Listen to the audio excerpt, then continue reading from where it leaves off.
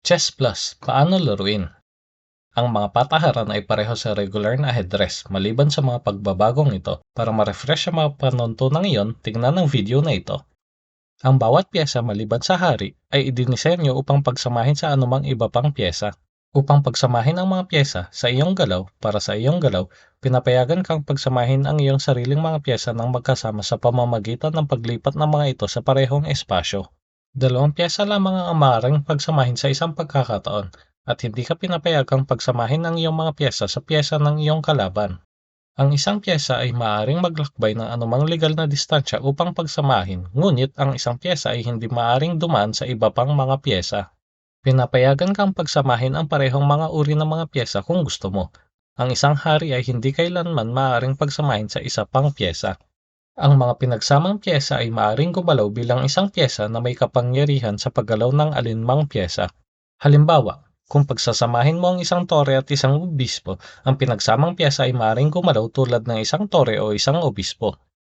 Pinapayagan kang maghati ng mga piyesa sa pamamagitan lamang ng paglipat ng isa sa mga pinagsamang piyesa palayo sa normal na paggalaw ng piyesang iyon, legal ang anumang distansya.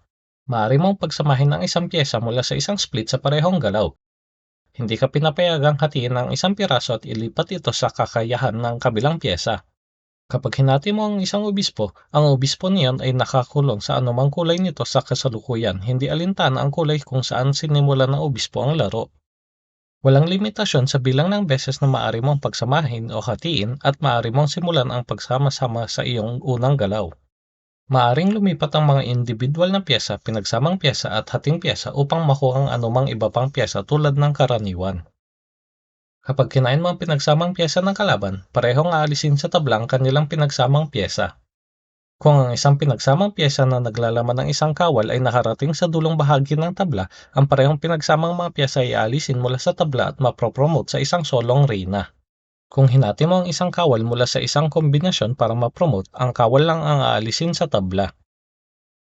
Hindi ka pinapayagang mag-enpesan ng pinagsamang piyesa na naglalaman ng isang kawal maliban na lang kung ang pinagsamang piyesa ay parehong kawal.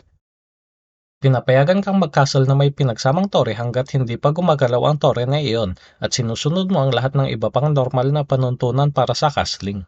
Kung ililipat ang iyong mga kawal sa alinman sa iyong mga panimulang puwang ng kawal, mababawi nito ang kakayahang gawin ang paunang two-step na galaw. Ang unang manlalaro na mag-checkmate sa kanilang kalaban, ang mananalo.